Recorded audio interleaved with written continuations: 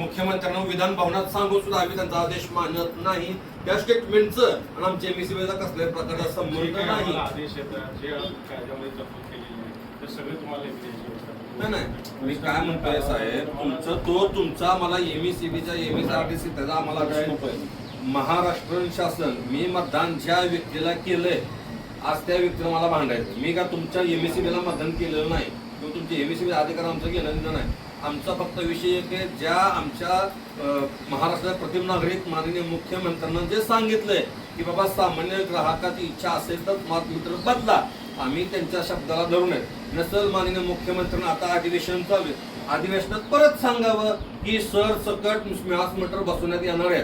तिथं सामान्य ग्राहक, दुकानदार, कंपनी बिंपनी आम्ही बघणार नाही, परत आम्ही का बसतो. पण पण त्या लेखीमध्ये पण आम्हाला उल्लेख पाहिजे. माननीय मुख्यमंत्र्यांना नाही स्टेटमेंट मुख्यमंत्र्याचा आयडिया गैरायचं नाही. आणि विधान भवनात आहे, पत्रकारांपुढे पण नाही, विधान भवनातलं स्टेटमेंट आहे. तुमच्या आदेशाच्या वर माननीय मुख्यमंत्री हे तर बरं. आमचं म्हणणं फक्त काय, विधान भवनात मांडलेला प्रश्न हा रेकॉर्डवर येतो, बरोबर आहे. ते काय असा आहे पुणे हवेत उडून जात नाही, तो रेकॉर्डवर तो प्रश्न आहे. मग तिथं जर माननीय मुख्यमंत्री जर एवढं मोठं स्टेटमेंट देत असतील आम्हाला सांगा ना, माननीय मुख्यमंत्र्यांनी दिलेल्या स्टेटमेंटचं आणि आमच्या महावितरणच्या स्मार्ट मीटरचा कसल्याही प्रकारचा संबंध नाही. त्यांनी दिलेलं वाक्य आमच्या कायद्यात बसत नाही, आम्ही स्मार्ट मीटर बदलणार आहे. तर शिवराय जय महाराज. आज पंढरपूर शहरातील महावितरणच्या कार्यालयामध्ये आम्ही या ठिकाणी उभा आहोत. गेल्या 2-3 महिन्यापूर्वी आम्ही या ठिकाणी पंढरपूर शहरातील व परिसरातील स्मार्ट मीटर जे बसवण्याचं ठेका या महावितरण यांच्या अधिकाऱ्याने जो घेतलाय तो तात्काळ थांबवा म्हणून आम्ही त्या ठिकाणी निवेदन दिलं होतं. काही काळासाठी त्यांनी ती बंदही केलं होतं, पण परत अजून एकदा या महावितरणनं स्मार्ट मीटर बसवण्याची सक्ती पंढरपूर शहरात व परिसरात चालू केलेली आहे. ते पूर्णपणे चुकीची आहे, कारण कसल्याही प्रकारची पूर्वकल्पना ग्राहकाला न देता ते स्मार्ट मीटर या ठिकाणी बसवतात.